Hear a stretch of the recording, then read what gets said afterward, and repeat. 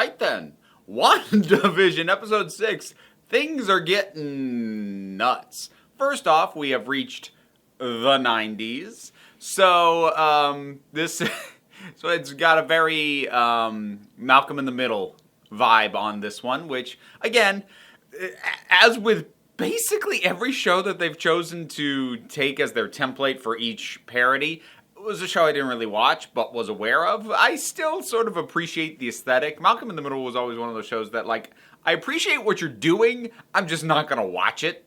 So, but it has at this point become just a general veneer over what's going on inside of Westview.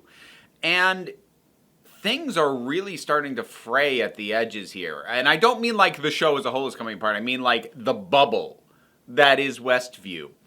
And we're realizing how many cracks there are, how deep they run, and how little control Wanda actually has. Well, either control or understanding, because she still doesn't know how this setup started. The more she directly affects it and directly interferes with what is going on, the more it seems to come apart at the edges. So it really does seem like however she got here, which we still don't know, she has been taking it over. But what she does to do that is kind of breaking everything. I really appreciate that Pietro voiced the exact question that I had. I didn't need an answer. We didn't get an answer, but I'm glad somebody asked it. Where'd you get all these kids from? Even though, like, last episode it was pointed out there's no other kids beside the twins. Now there's kids all over the place. I'm like, I'm so glad somebody asked that. Again, I don't need an answer. I just need to know that somebody else asked so that it's clear it's not a mistake and a continuity error. Which I didn't think it was anyway, but again, I like that they didn't just assume I would roll with that and I wouldn't ask that question, because I did, and now it's acknowledged. So that's good. Evan Peters I always like Evan Peters. He's a fun actor. He's clearly having a very fun time in this part. And it is interesting to see the way he isn't quite gelling with Wanda because it's the wrong Pietro. And she clearly knows that something is wrong about this. But she can't quite put her finger on it, which is not dissimilar, I would imagine, to the feeling some of the people in the town have had, like Vision especially. Other people in the town seem to have a sense of things. So we do at this point firmly establish that Agnes is under the same spell as everybody else. So I know there have been a lot of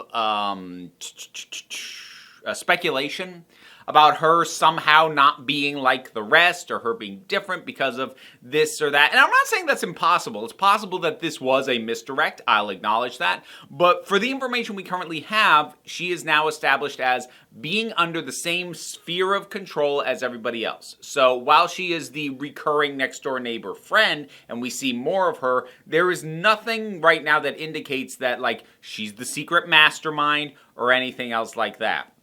We do, however, have somebody else that we need to worry about, and that's Hayward, the guy who's heading up SWORD. It's been now laid out very clearly, he's up to something. There is something that he wants that is that he has not been sharing with people. Now, I do have some issues with this. Not with the idea that he has an agenda, but with the way it's being done, because it dips into some cliches of secret villains. I'm sorry, this pinky keeps staying up because I just did this nail, so I'm just paranoid about smudging it. So that ended up really weird, where I had 3. Okay, tangent. All right. So what I mean by that is, now that we know he has a secret agenda, a bunch of what he's been doing up to this point doesn't make a lot of sense. If he has a secret agenda, why did he bring in so many people who he couldn't trust to know what he was up to? Now, like, some of the people he couldn't help, like Jimmy Woo had his own reason for being there, but people like Darcy and Monica, they are only there because he brought them there. Why is he bringing in these people who aren't in on what he's doing? And clearly, nearly everyone else is either in on what he's doing or aren't going to ask questions about what he's doing. And we know that for a fact because as soon as Darcy, Monica, and Jimmy are out of the room, and Darcy finds this, oh, they're tracking Vision. Why would he be doing that? Why didn't we know he could do that? And then we cut back to the main tent, and he's tracking Vision on the big screen in front of everybody else. Which means that everybody else in that room that whole time either knows what he's up to or knows not to ask questions about it. So if you've got a whole team of people who aren't going to question or cause an issue with what the heck it is you're doing, you can just do it in front of their faces, why did you bring people in who you can't trust and who are going to ask questions? That's their entire purpose. They are inquisitive people. Theoretically, that was your cover story for why you brought them in the first place. That's very dumb. That's very dumb villain behavior.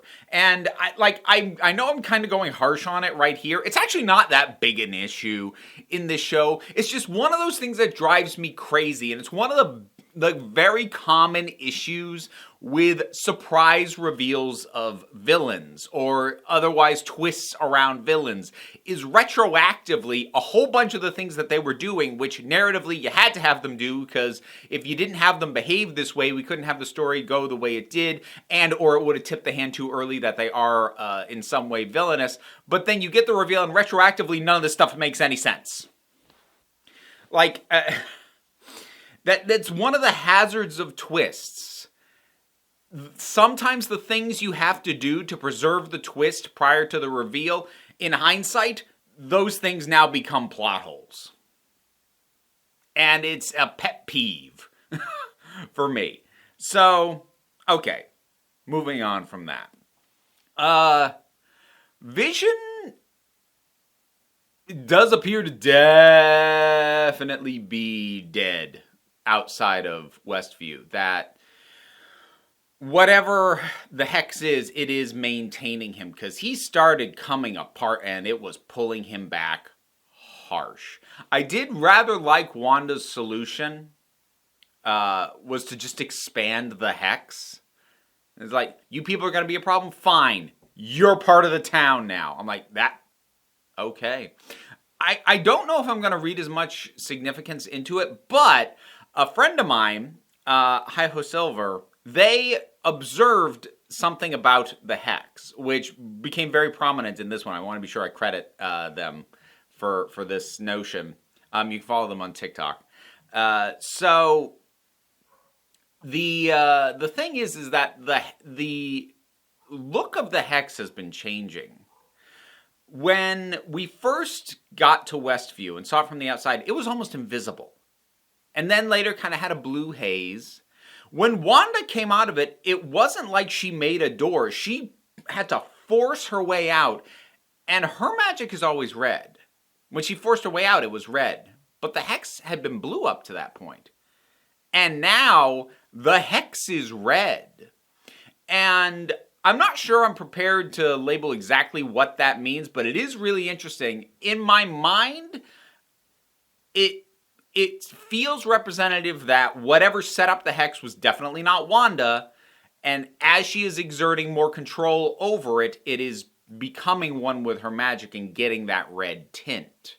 Again, though, we've got a lot of things on it. Okay, we've had a double highlight now. I think I'm okay to put this pinky down. Hope so. We have had a double highlight now of the person who Monica is in touch with who's going to help them out. Now, there's been a bit of speculation about this as to who that might be. I've seen some people suggest that it might end up being Reed Richards, and it will be interesting to see if they bring in somebody new to fill that role, somebody new to the MCU, or if they use it as a way to give us another big name. I think either one would be potentially interesting. Given the amount of highlighting it's gotten, I'm inclined to say it's more likely to be someone we're familiar with but weren't expecting to see in the show. The only reason I say that is because Reed still has zero meaning in this universe in the MCU. So I feel like highlighting it twice before introducing him makes it clear to even people who don't know who Reed Richards is, like, this is a big deal. And then if it turns up and it's just Reed Richards, people are going to go, why'd you build that? People who don't know the comics that well, and, like, let's be clear, lots of MCU fans are not intimately acquainted with the comics. Some of them are just going to end up going, okay, am I supposed to know who this is? If it is going to be someone like Reed, someone who is not part of the MCU prior to this point, it is going to feel like an overemphasis, because unless you already know the comics, that has no meaning. And the MCU, for the most part, has been really good about balancing that kind of thing. Like, an example of the worst possible way to do it, and, like, I'm sorry, Snyder fans, but Batman v Superman, the nightmare that Batman has with the future vision, and we see Darkseid's Omega symbol on the ground. A big part of why that was a really bad insert is, unless you're intimately acquainted with the comics and know what that means, then this is pointless. It's meaningless, because it's not going to be brought up again and explained within that film itself. Any version of that film, not even the extended version of that film, explains what the heck the Omega symbol is. But it gets so much prominence that you really can't get away with that. And that's the bad way of doing it. Really highlighting something that only makes sense if you know material outside the film itself. That is not a good way to do it. And MCU so far has been really good about not doing that kind of thing. They're not perfect. Maybe it will turn out to be that. And maybe it'll also be a capitulation of the fact that people who are watching the TV show are probably slightly more hardcore fans than the people who only watch the movies. I think that is often something that you can assume as you sort of narrow the focus onto more and more niche media. And I don't like TV and streaming. Oh, it's so niche. No, but I mean, like, the movies have the biggest draw. They do. That's a fact. And TV has a slightly smaller draw. So you can kind of assume that the people who come to the TV show are probably, they're a portion of your broadest fan base. So they know a little more. And then, obviously the people who read the comics, they know a little more. They know, and so like with something like Doctor Who, you can get away with way more deep cut callbacks to obscure lore with something like Big Finish audio dramas, because it's really mainly the hardcore Doctor Who fans who are listening to that, the people who are going to catch it and appreciate it, as opposed to the mainstream who mainly watch the TV show, where you want to be more careful about how you drop that in. I've gone on this tangent for a while already. I think that's kind of the thing. This episode in and of itself, not that much actually happens, but it brings up a lot of things that are interesting to think about. So I'm ending up going on more tangents than is standard for me in one of these. The other thing is they have now set up a mechanism for Monica to eventually get superpowers. I'll be really curious to see what superhero codename, if any, they end up giving her, because she's had a lot over the years. She's been called a lot of different things. So that I'll be kind of curious to see how that ends up going. But they've introduced the idea that passing multiple times, and that one, underline that, multiple times through the hex has started to alter her. So that's important, because obviously we just saw the hex expand and take in a whole bunch more people, but that's only going through once. So we've introduced the idea that going through more than once causes the problem. Not once, but more than once. And like, they have her go through a third time, and then obviously she's had triple the dose of whatever the heck happens when you go through the hex happen to her. And it'll justify however they want to manifest whatever powers they decide to give her. But yeah, there's some genuinely nicely done creepy vibes. I like the whole thing with Vision going to the edge of the town and the people are barely moving, which, people who are going to be more aware, like Vision, like the kids, like Wanda even, aren't supposed to be at the edge of town. So why bother putting as much effort in? Why bother giving these people full lives? They're basically mannequins. Treat them like mannequins. And it also helps highlight the inhumanity of what is happening to these people, which is, again, a good thing to emphasize, that these people aren't okay. within Westview. Like, what is happening to them is actually kind of horrific. And this does a good job of re-emphasizing that, because it's a good thing to get reminded of. And I also really like the moment with Agnes where, and they had it in a trailer at one point, am I dead? No, why would you think that? Because you are. Oh, poor Vision. This is going to be rough in terms of confrontation between him and Wanda, because we know that's coming. And yeah, I think that's about it. I'm still enjoying the heck out of the show. This episode, as far as things go, it obviously just integrates Pietro, so it doesn't give us a lot of answers to sort of the big thing that it raised at the end of the previous episode, but it's continuing to be intriguing. I definitely want to see what happens next, even though this felt like more of a setup for things to come later episode than anything else. But I think that's about it.